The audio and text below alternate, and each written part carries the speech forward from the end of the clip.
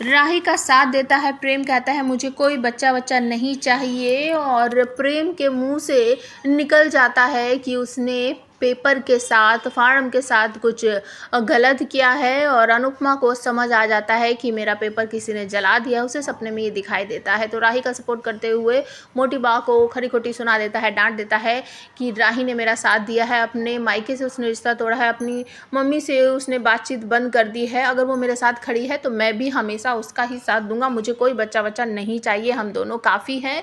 मेरे लिए राही की हेल्थ, उसकी खुशी ज़्यादा ज़रूरी है। मोटी बा यहाँ पर कहती है टिंकू ये क्या कर रहा है, ये कभी तुझे औलाद नहीं दे पाएगी। वो कहता है हमें एक दूसरे के लिए काफ़ी हैं। तो राही और प्रेम अपने कमरे में चले जाते हैं। ख्याति बहुत ज़्यादा खुश होती है। बाकी घर वाले भी खुश होते हैं कि इस बार प्रेम ने राही का साथ दिया है। वहाँ घर पर अनुपमा जब सो रही होती है तो उसे सपने में दिखाई देता है कि कोई परछाई खड़ी है सामने, और कोई कागज़ फार्म जैसी चीज़ लेकर वो जला रही है। अनुपमा उसे रोकती है, मेरा फार्म क्यों जला रहा है, छोड़ छोड़ मेरा फार्म छोड़। लेकिन वो फार्म जल चुका होता है। तभी अनुपमा की आँख खुल जाती है। उसे एहसास होता है कि शायद उसके फार्म के साथ किसी ने कुछ गलत कर दिया है।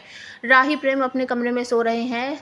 प्रेम बड़बड़ाने लगता है, मैं फार्म को नहीं जाने दूंगा, मैंने कोई गलती नहीं की, मैंने कोई गलती नहीं की, फार्म उठाकर मैंने कोई गलती नहीं की, फार्म इस तरीके से कर रहा होता है। तो आँख खुल जाती है राही की, और वो प्रेम प्रेम प्रेम करके कहने लगती क्या हुआ क्या हुआ क्या हुआ, कौन सा फार्म, क्या हुआ। तो वो कहता नहीं नहीं कुछ नहीं, मैं फार्म बोल रहा था क्या। तो बोलती है कि हाँ तुम कोई फार्म का नाम ले रहे थे, कोई पेपर वेपर के बारे में था क्या। वो कहता है कि हाँ शायद मैं एक बार पेपर देने गया था ना, उसी का मुझे सपना दिखाई दे रहा था। और उसके बाद वो मनी मन बोलता है कि ये फार्म की बात मैं कभी नहीं बोल सकता, और राही के सामने तो मैं इस तरीके की बात कभी बोल ही नहीं सकता, मैंने कोई गलती नहीं की है। वो इस तरीके से अपने मन में सोचता है। अगले दिन बा और बाबूजी की एनिवर्सरी है। सभी लोग उठ चुके हैं। बाबूजी अंश अपने पोते के साथ गए हैं वॉक पर। अनुपमा और किंजल जानबूझकर बा को कुछ नहीं बता रही हैं, और बा पूछती है कि इन लोगों को तो कुछ याद ही नहीं होगा, और तेरे बाबूजी कहाँ हैं अनुपमा। तो वो कहती है वो तो मॉर्निंग वॉक पर गए हैं। यहाँ पर राही और परी दोनों मिलकर गिफ्ट पैक कर रहे हैं। तभी मोटी बा खाना कुछ लेकर आती है। परी को कहती है इसे खा ले,